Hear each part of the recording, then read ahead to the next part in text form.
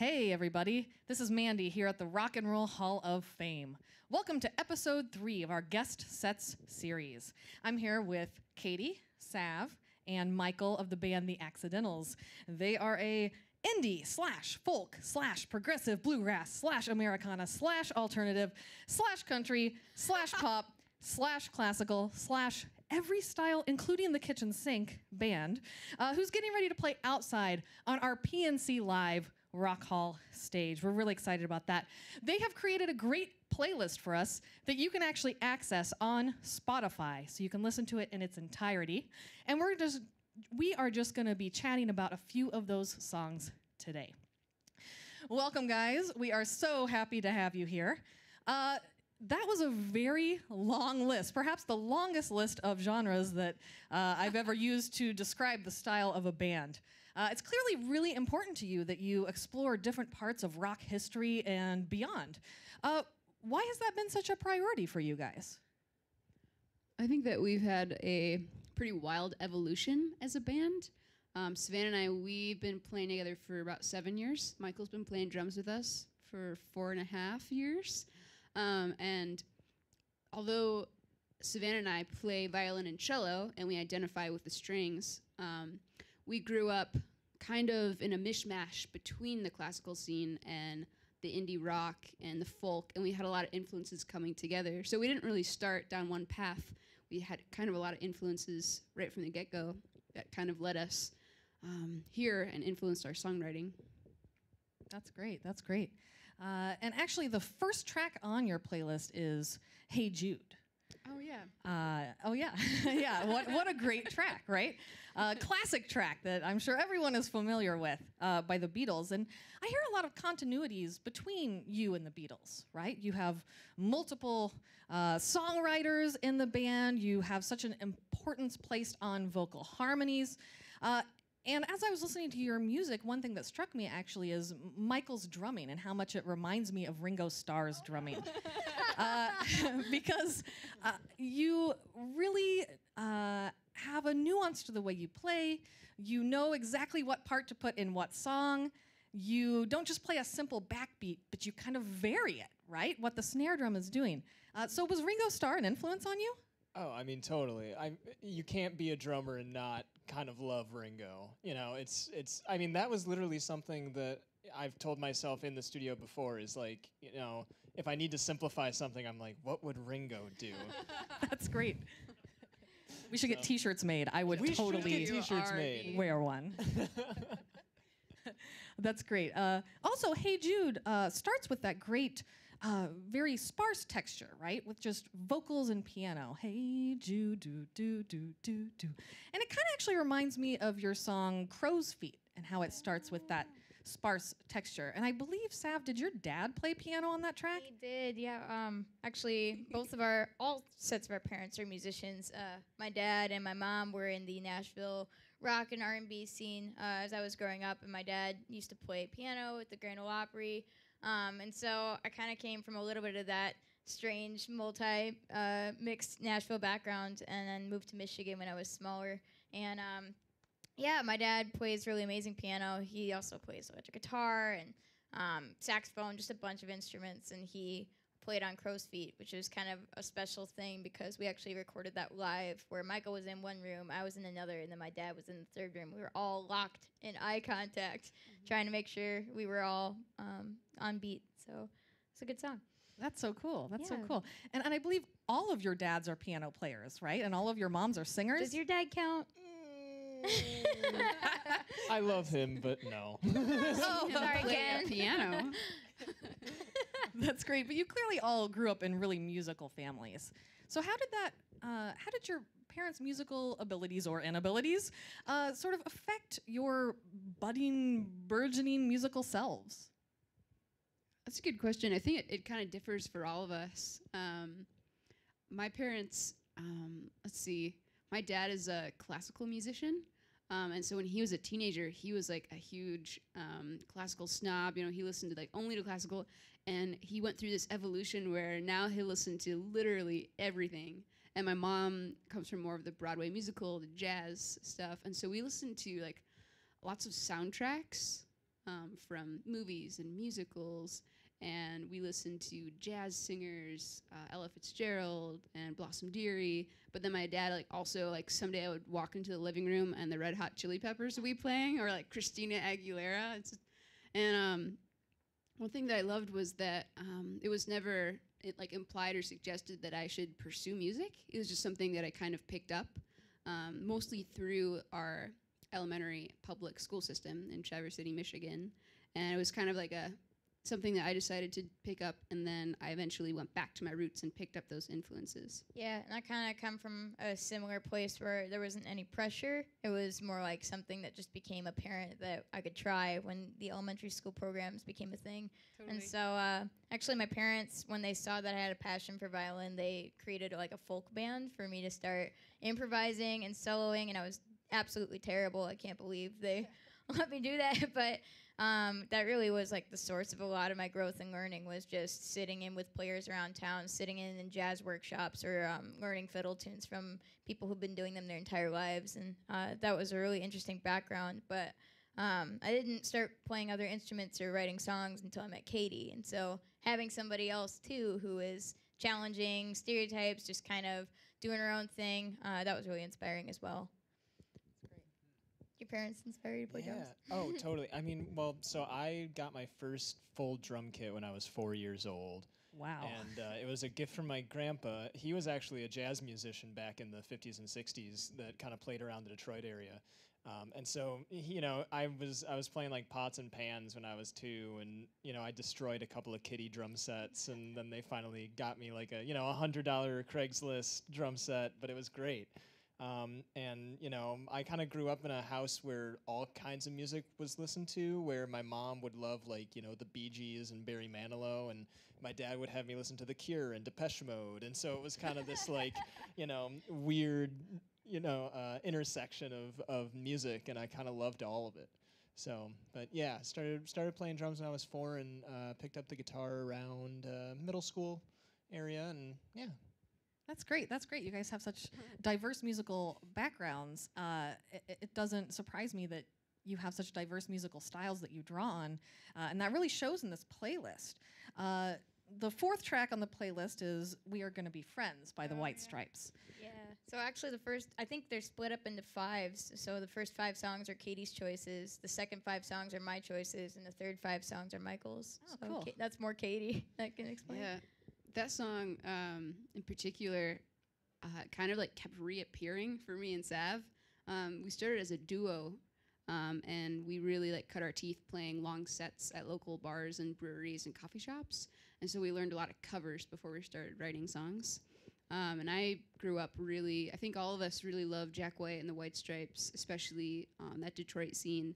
And so we were really drawn to the rock. And that's actually one track that leans more on his Americana kind of repertoire.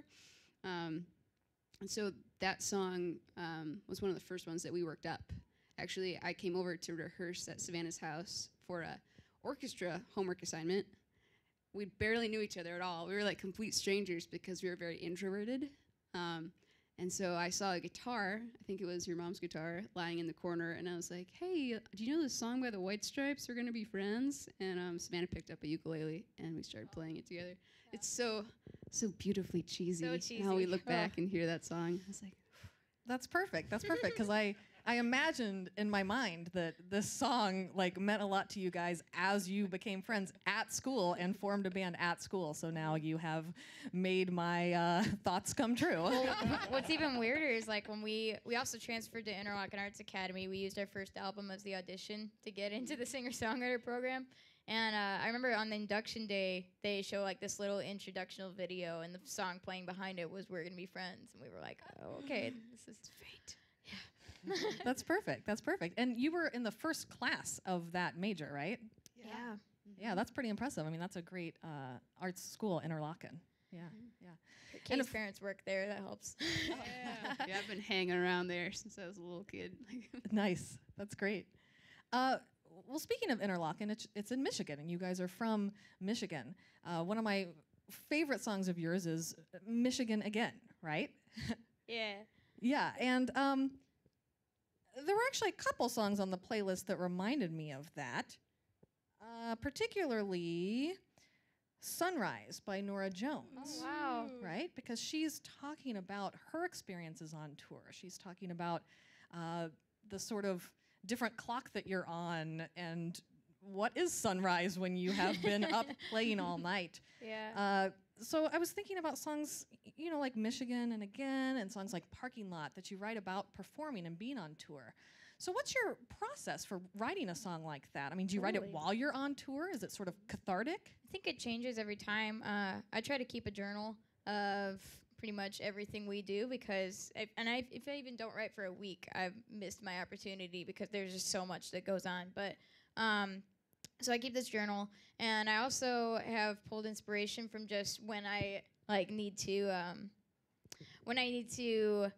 write something down immediately. I'll just write as a sticky note in my phone. And I'll have little notes. So Michigan and Again came about when I had the words great state, what state am I in, and Michigan and Again in my phone. And then slowly I was taking pieces of the journal, taking pieces of things I was just seeing, and taking voice memos, and then sticky notes, and just throwing them together in this pile of verbal vomit, and then reconstructing something out of it. So that was Michigan and Again. That's a lot of the songwriting process for me, but each of us is really different in the way that we write songs. Katie and I do the writing for the band. It's about 50-50, and Michael also has his own songwriting solo project that is pretty awesome, so you can check it out at michaeldawes.com. Yes. Nice. Yeah, so Excellent check that plug. out. But yeah, so we all write really differently, but we definitely pull inspiration from the road, that's for sure. Yeah. That's great. That's great. And speaking of that song, there was actually another song on the playlist that reminds me of Michigan and Again, and that was Nico Case, Star Witness. Yep, that's my favorite song of all time. Awesome. Yeah, I mean, it's so weird because you know how you have like a favorite song, but not necessarily like it's a different favorite artist and a different favorite band, and like you can't control those things, even if you're really like OCD about it, like me. I'm like, wait, but yeah, I love that song. I think it really paints a beautiful picture of something really tragic, and that tends to be the themes, and particularly my songwriting, but it also makes themes in yours too. And again, we write really differently, but that is kind of the pillar of what I try to go to when I'm thinking about creating a narrative or an image of something. I look at that song and I see how she doesn't spell anything out, but she offers pillars of imagery that you can build a scene off of, and that's really clever songwriting, in my opinion. And it also has that great lilting ba ba ba ba ba. Oh yeah, I definitely fill. stole 6/8 time from her. That's for sure. Well, she invented it, Yeah, sorry, it Nico. didn't exist.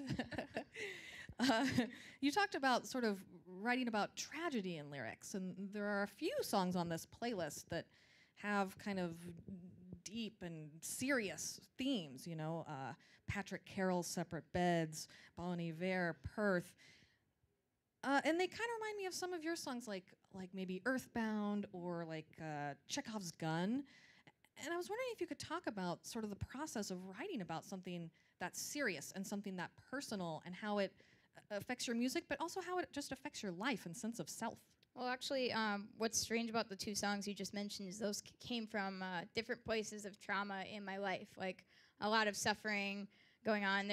Chekhov's Gun is more about a history of feeling maybe not objectified, but I have been in situations that were really scary regarding assault, and that a lot of processing how I could have controlled the situation came about in the form of that song.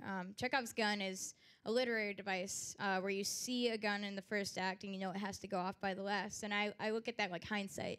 Like you can't really control the situation, but you can control how you react to certain situations as a result. So I think there are other songs that also come from places of suffering like that, and you don't necessarily know you're writing about that suffering in the moment. I think what you really figure out at the end of the process is that in a way you can start to let go of some things as long as you're open and vulnerable about it. That's where the true strength comes in, is being able to decide that vulnerability is important, and to be able to talk about it and be open about it so other people can feel like vulnerability is a strength as well. That's great. That's really well put. I hope so. I feel like I got kind of rambly there. Another song on your playlist that feels very just vulnerable and achy and almost gut-wrenching is, I guess, one of Michael's picks because it's at the end. It's Dinosaur by Seth Bernard. And I actually wasn't familiar with that song. Tell us a little bit about what's so inspirational about it. So Seth Bernard is a musician local to Michigan, and he has worked over the years to build a festival, the Earthworks Harvest Gathering. And I ran into his music while I was at a festival in like 2010 or 2011, and that was like the first song that I ever heard him play. And it just has like the chorus is just so, it hits you right in the heart because he's almost like painfully telling you the chorus, you know, and just kind of yelling out the lyrics. And it hit me in a way that not many songs have before or since. And it basically said, you can do more with emotion and your physicality of when you're performing the piece than the actual word. I mean, the word that he's yelling is dinosaur. Dinosaur itself isn't like an emotional word. I'm not gonna like start crying because I'm thinking about dinosaurs. I mean, they all did like get wiped out by a meteor, but it's more of the ache that he puts behind that word that taught me a lot about how you can convey your emotions with just sound instead of language as well. Yeah, that's great. That song really hit me too the first time I heard it. I was listening to the playlist and I got to the end and I was like, oh man, it kind of took me back. To Michael's songs, the mood just. Oh yeah, I'm a complete emo kid. Like I love Death Cab for Cutie, I love Modest Mouse and all that kind of stuff. So most of my songs are emotional. That's great. That's great. That makes you a good drummer. A couple songs or tracks, I guess I should call them. One of them's not really a song that I wanted to kind of combine a question about because I feel like it's sort of the center of your sound. So you actually have a Bela Bartok song, a piece on here from his Romanian folk dances, right? Which is a classical music piece from the 20th century. But then also you have Smoothie Song from Nickel Creek. Yep. Wow, that's a good combo. Sort of a progressive bluegrass song, right? And I feel like both pieces have strings sort of playing different roles in the texture, right? And exploring different sort of articulations. And you guys do that all the time. I mean, you can go from doing counterpoint to having these harsh bow strikes to having plucking to vibrato to pizzicato to like this bluegrass slide. So I was wondering if you could talk a bit about how you sort of conceptualize the use of strings as part of your band identity. I think we're definite yin and yang in that regard. Yeah. Always have been. You want to go into it? Definitely. Yeah. Well, I think the reason, so it's funny, I chose the Bartok composition and Sav chose Nickel Creek for this playlist in particular. And something about that Bartok piece really drew me in because I grew up surrounded by a lot of classical music. And when we played that piece actually in our high school orchestra program together, something really drew me in. And something about that first movement, the melody is really aggressive, but also really catchy, and it just kept like running through my head for days. And we actually incorporated that melody and some background about Bartok composing the piece in one of our original tunes, and it's kind of like a folk rock tune, and it's kind of been our piece that we've been arranging for other orchestra programs, youth orchestras, and doing workshops and such, because it is kind of that piece that I fell in love with. And then we rearranged, and we've been trying to work on that with other students. But I don't know, I think that's definitely something we try to incorporate in the arranging. Songwriting for us is kind of the first step. It's the bare bones of chords and the lyrics. And then when we get together as a three-piece, then we all put our heads together to try and come up with unique arrangements. Yeah, it definitely turns into an arrangement thing. What's funny is that I chose the Nickel Creek song because that was just one of the first bands I grew up listening to. I remember when I was trying to learn violin, my dad and I would sit in the living room. He would play a recording of Nickel Creek, and then he would play the chords on his guitar while I tried really hard to be Sarah Watkins, and it just didn't work. But yeah, so that was one of the first songs that really became a challenge for me, and I worked on it nonstop, obsessively, and finally figured out I mean, some of the riffs in there. Like, even now, I'm just like, man, that song is wild. But one thing that I think is really funny is a lot of the songs that I choose to listen to are not similar at all to the songs that I choose to write. A lot of the songs I listen to are musically complex, arrangement heavy, really interesting, like song structure challenging songs. And a lot of the stuff I write is like really simple chord progression with a lot of narrative lyrics. And so I think that's why we work really well together, is we both kind of enjoy listening to different things, but they embody each other a little bit. And so we have a lot of mutual respect for, all three of us have a lot of mutual respect for each other. And that's really been key to writing together, to arranging together. And that's also, I guess it would be how we incorporate strings that we also respect, string players we also respect, kind of make their way into our music as well. That's great. That's great.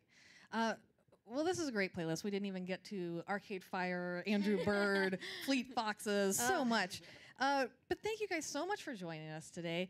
And thank all of you guys out there for hanging with us for our episode 3 of our guest sets. Again, you can check out this playlist on Spotify. If you're in the area, you can come on down and hear this great band, The Accidentals, play tonight here on the PNC Rock Hall live stage. You can also go to rockhall.com for the latest information about our guest sets and our other programs here. All right, until next time.